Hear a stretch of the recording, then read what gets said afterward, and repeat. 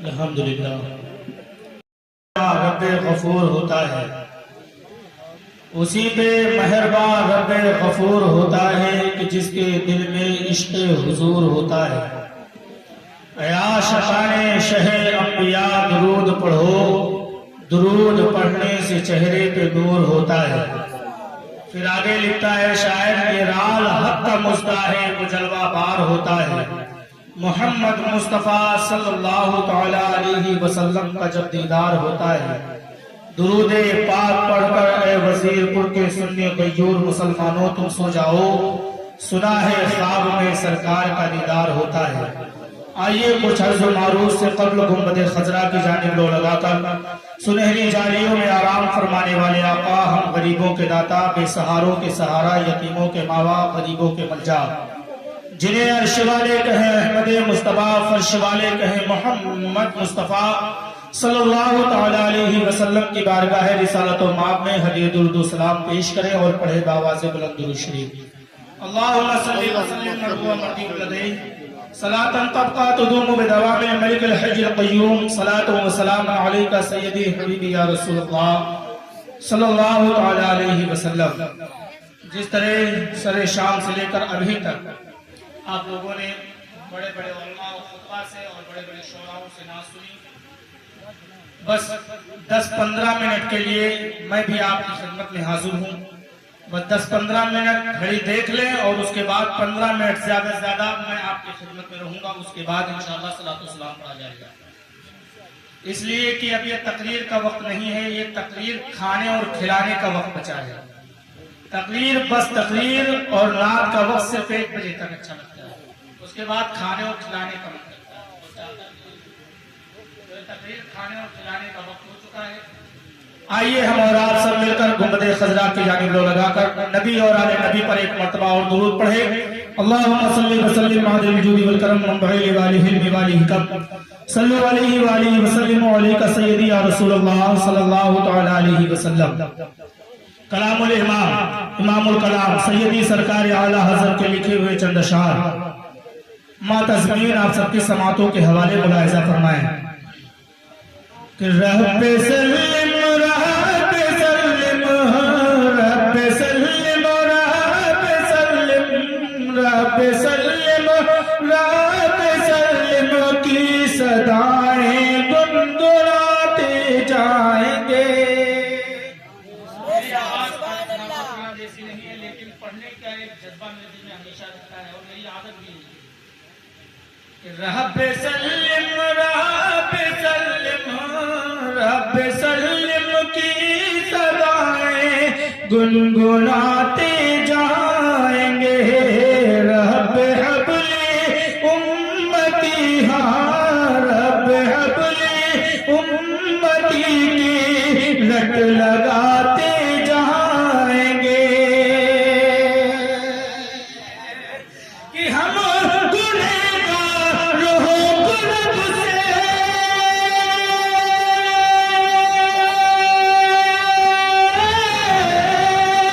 ہم گنہگار ہو قرب سے بخشواتے جائیں گے۔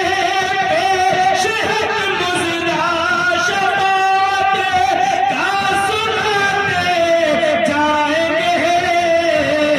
آپ روتے جائیں گے آپ روتے جائیں گے آپ روتے جائیں گے سب کو ہنساتے جائیں گے۔ آپ روتے جائیں گے سب کو ہنساتے جائیں گے۔ اور یہ شعر بطور خاص ملاحظہ فرمائیں کہ سارے اسلاف و اکابر سارے اصحاب علوم سارے اسلاف و اکابر سارے اصحاب علوم کہے گئے ہیں بارہویں کے جشن کو جائز لوگ کر گئے ہیں بارہویں کے جشن کو جائز رکو کہ اس لیے تو کہہ رہا ہے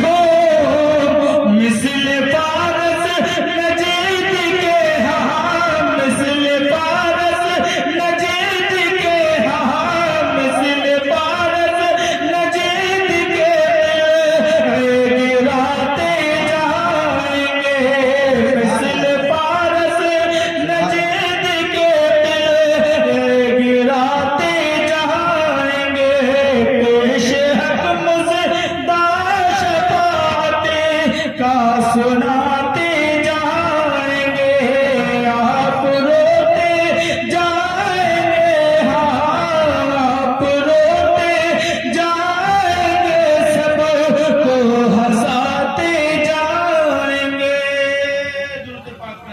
اللہم صلی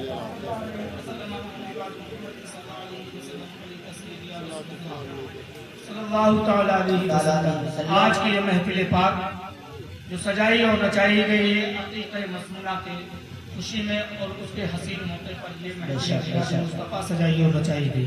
سبحان اللہ. جس نے اس محفل کو سجایا اور نچایا اللہ رب العزت اپنی بارگاہ میں اس محفل کو قبول عطا فرمائے اور اس محفل میں جس کا ذکر ہو رہا ہے اللہ کے محبوب بندوں کا جو ذکر ہو رہا ہے ان کے محبوب بندوں کا صدقہ ہمیں عنایت فرمائے. اور جو سنت مصطفیٰ جس طرح آج محفل کرنے والے نے اپنے میری اس سنت کو زندہ کرتے ہیں. اللہ کے نبی صلی اللہ علیہ وسلم نے اپنے نوازوں کی اس پیدائش میں یہ عقیقہ 7ویں دن کیا اور ہمیں یہ سبق دیا کہ اے میری امت میں پڑھنے والوں تم 7ویں دن عقیقہ کرو اور اگر 7ویں دن نہ ہو سکے تو پوری زندگی میں جب ہو سکے جب تمہیں اللہ اتنی توفیق دے تو تم عقیقہ کرو.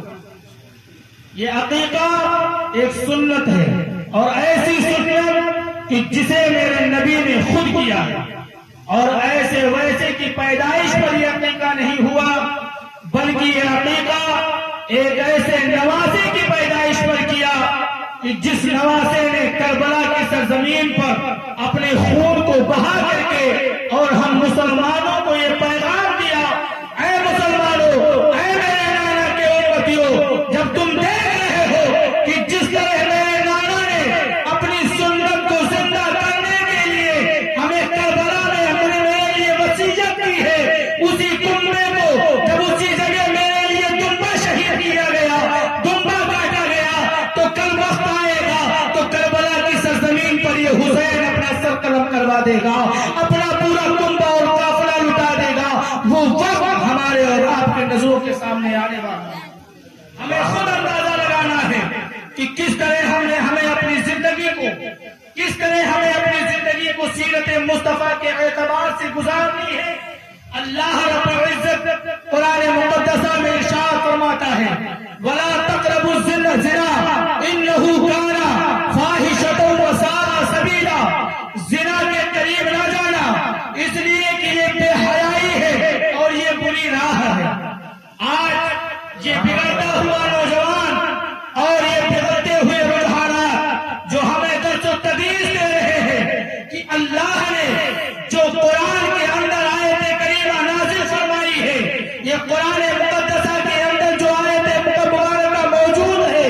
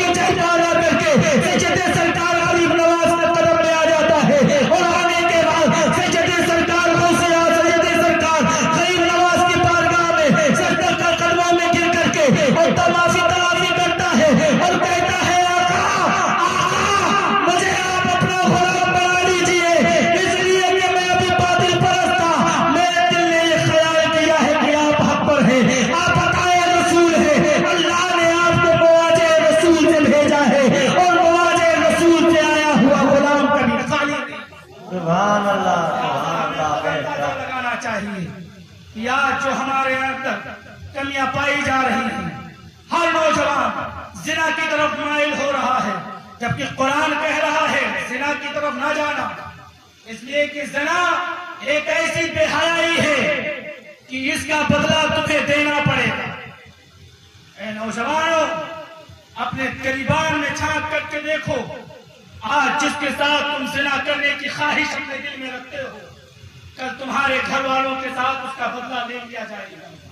قرآن کہتا ہے، اللہ کے نبی صلی اللہ علیہ وسلم ارشاد فرماتے ہیں کہ ایک جگہ میں خطبہ دے رہا تھا، تمام صحابہ موجود ہیں، خلیفہ اسلام اول خلیفہ حضرت ابو بکر صدیق بھی موجود ہیں، حضرت عمر فاروق اعظم بھی موجود ہیں، عثمان غنی بھی موجود ہیں، مولا علی بھی موجود ہیں، وہ 10 صحابہ اسی محفل میں موجود ہیں جسے مصطفیٰ نے اسی دنیا میں جنت کی بشارت دی ہے۔ میرے آقا صلی اللہ علیہ وسلم کی بارگاہ میں ایک عربی نوجوان آتا ہے اور آنے کے بعد عرض کرتا ہے، یا رسول اللہ مجھے زنا کی اجازت دے دیجیے۔ اللہ اکبر، زنا کی اجازت دے دیجیے۔ اس نبی سے زنا کی اجازت مانگتا ہے جس نبی پر یہ آیت کریمہ نازل ہو چکی ہے، محبوب کہہ دو ان سے کہ یہ زنا کے قریب نہ جائیں، یہ زنا کے اگر قریب جائیں گے تو اس کا بدلہ انہیں دینا پڑے گا۔ میرے مصطفیٰ فرماتے ہیں کہ جب وہ عربی نوجوان میرے قریب آیا، مجھ سے زنا کی اجازت طلب کرنے لگا، تو حضرت ابو بکر صدیق آگے موجود تھے، انہوں نے اس عربی کے دامن کو پکڑ لیا۔ عمر فاروق اعظم جلال میں آ گئے اور آنے کے بعد ارشاد فرمایا، اے عربی کیا کہتا ہے؟ تو اس نبی سے زنا کی اجازت مانگتا ہے جس نبی کے اوپر یہ آیت کریمہ نازل ہو چکی ہے، وَلَا تَقْرَبُوا الزِّنَا۔ تو اس نبی سے زنا کی اجازت چاہتا ہے۔ حضرت عمر فاروق اعظم نے دامن کو پکڑ کر کے کھینچا، عثمان غنی نے بھی دامن کو پکڑ کر کے کھینچا، مولا علی بھی قریب ہے، حضرت طلحہ اور زبیر بھی موجود ہے، وہ 10 صحابہ موجود ہیں۔ میرے آقا صلی اللہ علیہ وسلم نے ارشاد فرمایا، اتلوہ منی، اے صحابہ اسے میرے قریب آنے دو، اسے میرے قریب آنے دو۔ جب میرے آقا کے اس جملے کو صحابہ نے سنا تو صحابہ ششدر ہو گئے، پریشان ہے، یا رسول اللہ جو آپ سے زنا کی اجازت مانگتا ہے آپ کہتے ہیں اسے میرے قریب آنے دو، اسے اس محفل سے باہر نکال دیا جائے۔ میرے نبی ارشاد فرماتے ہیں، اتلوہ منی، اتلوہ منی، اتلوہ منی، اسے میرے قریب آنے دو، اسے میرے قریب آنے دو، قریب آنے دو۔ جب میرے نبی کے قریب وہ عربی نوجوان پہنچا تو میرے نبی نے اس سے پھر سوال کیا، اے نوجوان کیا چاہتا ہے، کیا چاہتا ہے؟ تو اس عربی نوجوان نے عرض کیا، یا رسول اللہ مجھے زنا کی اجازت دے دیجیے۔ اللہ اکبر، زنا کی اجازت دے دیجیے۔ اللہ کے نبی صلی اللہ تعالی علیہ وسلم دیکھتے ہیں چہرہ سرخ ہو گیا اور اس نوجوان سے میرے آقا ارشاد فرماتے ہیں، اے عربی اگر تو چاہتا ہے کہ تجھے میں زنا کی اجازت دے دوں تو پہلے میرے قریب بیٹھ، تجھ سے میرے چند سوالات ہیں۔ یہ حدیث رسول ہے، یہ من گڑت کہانی نہیں بیان کر رہا ہوں، میں حوالے کے چوٹ پر بولتا ہوں، ڈنکے کی چوٹ پر کہہ رہا ہوں کہ میرے نبی نے اس عربی کو اپنے قریب کھینچ کر کے نبی نے فرمایا، عربی تجھ سے میرے چند سوالات ہیں، تو میرے چند سوالات کے جوابات دے دے، اس کے بعد تو اگر چاہتا ہے کہ زنا کی اجازت تو مجھ سے زنا کی اجازت لے لینا۔ اب نبی محتشم کا وہ سوال سنو جو سوال اس عربی سے میرے نبی نے کیا تھا۔ نبی نے اس نوجوان کو مخاطب کیا اور نوجوان کو مخاطب کرنے کے میرے بعد میرے نبی نے ارشاد فرمایا، اے نوجوان اب یہ بتا، جس کی بیٹی سے زنا کرنے کی اجازت مجھ سے مانگنے آیا ہے، اگر تجھ سے تیری ماں کے ساتھ زنا کرنے کی کوئی اجازت مانگے تو کیا تو دے گا؟ عربی نوجوان بڑا چکر میں، اب وہ کیا کرتا؟ کہا، یا رسول اللہ مجھ سے تو یہ گوارا نہیں کہ میں اپنی ماں کو زنا کی اجازت دے دوں۔ پھر میرے نبی نے ارشاد فرمایا، اگر تیری بیٹی سے کوئی زنا کی اجازت مانگے تو کیا تو اپنی بیٹی کو زنا کے لیے جانے دے گا؟ اس نوجوان نے کہا یا رسول اللہ میں اپنے جسم کے ٹکڑے ٹکڑے تو کروا دوں گا، میں اپنے جسم کے خون تو بہا دوں گا، یا رسول اللہ مجھ سے یہ گوارا نہیں ہوگا کہ میں اپنی بہن کو اپنی بیٹی کو زنا کے قریب جانے دوں۔ میرے نبی نے پھر ارشاد فرمایا اگر تیری بہن تجھ سے زنا کی اجازت مانگے تو کیا تو زنا کرنے کی اجازت دے گا؟ وہ پھر نوجوان کہتا ہے یا رسول اللہ میں اپنی بہن کو زنا کے قریب نہیں جانے دوں گا۔ میرے نبی ارشاد فرماتے ہیں اے عربی نوجوان میرا لاش سوال سن اور میرا لاش فرمان سن۔ میرے نبی نے ارشاد فرمایا اگر تیری بیوی زنا کی اجازت مانگے کہ فلاں کے ساتھ میں زنا کرنا چاہتی ہوں تو کیا تو اجازت دے گا؟ وہ عربی مچلتا ہے اور مچل کر کے حیران و پریشان ہو کر کے کہتا ہے یا رسول اللہ مجھ سے یہ گوارا نہیں ہوگا کہ میں اپنی بیوی کو زنا کے قریب جانے دوں۔ میرے نبی محتشم کا وہ تمور والا انداز دیکھو کہ میرے نبی نے کس طرح اس عربی کو سوال میں گھیرا ہے۔ میرے نبی ارشاد فرماتے ہیں اے عربی نوجوان میرے اوپر تو آیت کریمہ نازل ہو چکی ہے ولا تقربوا الزنا ولا تقربوا الزنا، اے محبوب کہہ دو اے زنا کے قریب نہ جائے، انہ کان فاحشۃ وساء سبیلا، اس لیے کہ یہ بے حیائی ہے اور بری راہ ہے۔ اگر یہ زنا کریں گے تو یہ بے حیائی میں مبتلا ہو جائیں گے، یہ برے راستے پر چلے جائیں گے۔ میرے نبی ارشاد فرماتے ہیں اے نوجوان جب تیری بہن بیٹی کی عزت اور زنا کی بات آئی تو تو کرنے کی اجازت نہیں دے سکتا، تو کیا جس کے ساتھ تو زنا کرنا چاہتا ہے کیا وہ کسی کی بہن نہیں ہوگی؟ کیا وہ کسی کی بیوی نہیں ہوگی؟ کیا وہ کسی کی بیٹی نہیں ہوگی؟ کیا وہ کسی کی ماں نہیں ہوگی؟ یہ ہے نبی محتشم کا جواب۔ میرے نبی کے اس والہانہ جواب کو سن کر کے وہ عربی مچلا ہے اور مچل کر کے نبی کے ہاتھوں پر توبہ کرتا ہے اور کرنے کے بعد کہتا ہے اور یا رسول اللہ اب آج سے میں نے اپنے دل میں یہ ذکر و انداز رکھا ہے جو آج کے 400 سال پہلے بریلی کے مجدد نے ہمیں یہ والہانہ سبق دیا تھا، انہیں جانا انہیں مانا نہ رکھا خیر سے کام للہ الحمد میں دنیا سے مسلمان۔ سبحان اللہ سبحان کردار کو اس طرح بدلنے کی ضرورت ہے۔ اللہ۔ ہم دوسرے کے ساتھ تو زنا کرنے کی خواہش ضرور رکھتے ہیں، کبھی ہم نے سوچا کہ اگر ہم سے کوئی میری بہن بیٹی کی زنا کے لیے اجازت مجھ سے مانگے تو کیا ہم کبھی دیں گے؟ نوجوانوں یہ وقت ہے سنبھلنے کا، یہ وقت ہے تمہارے سدھرنے کا، اس لیے یہی وہ لمحہ ہے۔ آج ہم مسلمانوں کی کمزوریوں کے نسوں کو پکڑ لیا گیا ہے اور مسلمانوں کا ایمان اس طرح کھوکھلا ہو گیا ہے جس طرح فٹ بال، جس طرف پیر مارو اس طرف وہ بھاگتا ہے۔ اس طرح ہمارے ایمان پر لوگ جب ہمارے ایمان کو لوگوں نے آزمایا، ریسرچ کیا تو ہر طرف سے ہم انہیں کھوکھلے نظر آنے لگے۔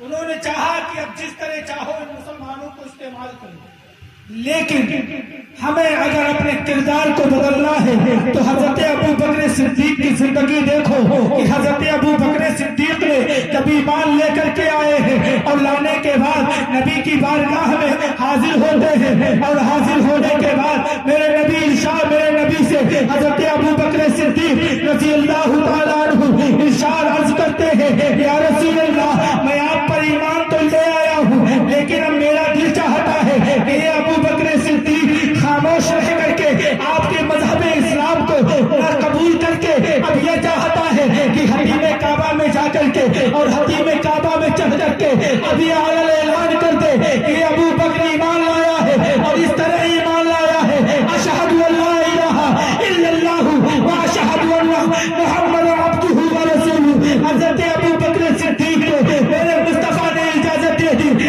ابو بکر صدیق حتیم کعبہ میں پہنچے ہیں، حتیم کعبہ میں جب ابو بکر صدیق پہنچے ہیں ابو بکر صدیق نے مصطفیٰ جان رحمت کی رسالت کی گواہی دے دی، نبی کے ایک ماننے کی گواہی دے دی۔ کفار مکہ نے دیکھا، کفار مکہ ہر طرف سے پریشان ہے، یہ وہی ابو بکر ہے نا جو شام کی طرف تجارت کرنے کے لیے جاتا تھا، آج یہ نبی پر ایمان لے آیا ہے۔ حضرت ابو بکر صدیق کو اس طرح لوگوں نے مارا تھا، اس طرح کافروں نے مارا تھا کہ ابو بکر کے جسم کے ایک ایک اعضاء سے خون کی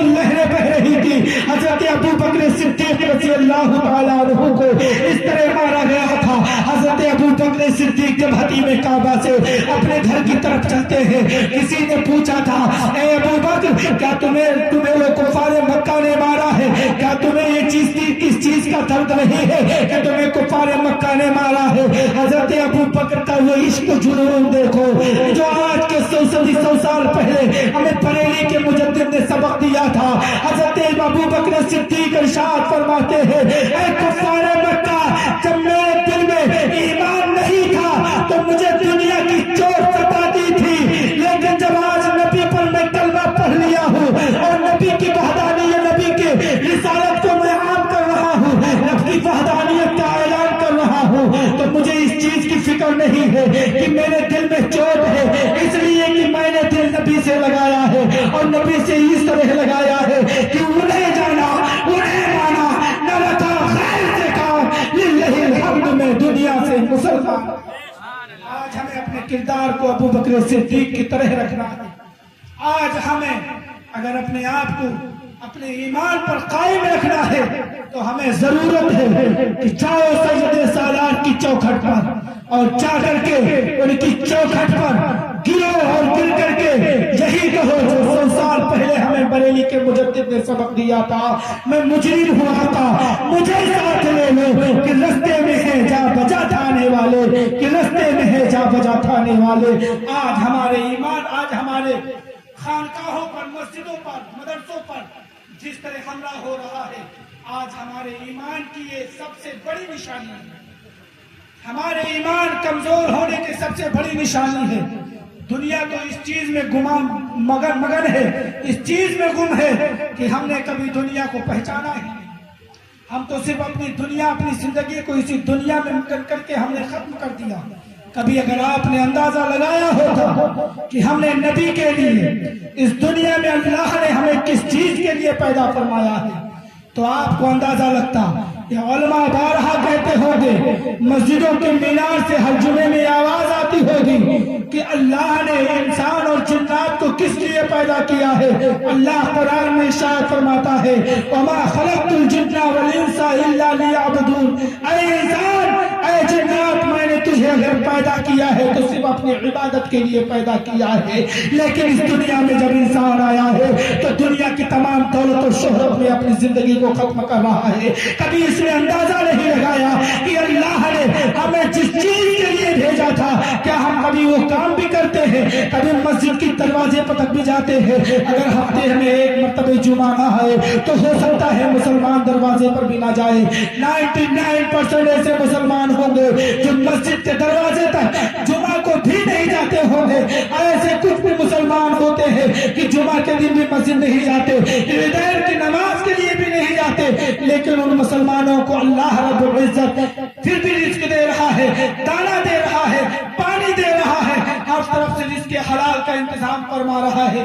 کبھی ہم نے اگر اپنے دل کی گہرائیوں میں جا کر کے سوچا ہوگا کہ اللہ نے جس کام کے لیے پیدا فرمایا تھا کیا ہم نے کبھی وہ کام کیا؟ پھر بھی اللہ ہمیں کھانے کے لیے کھانا دے رہا ہے, پینے کے لیے پانی عطا کر رہا ہے. کیا ہم نے کبھی اپنے غریبان میں جھانک کر کے سوچا؟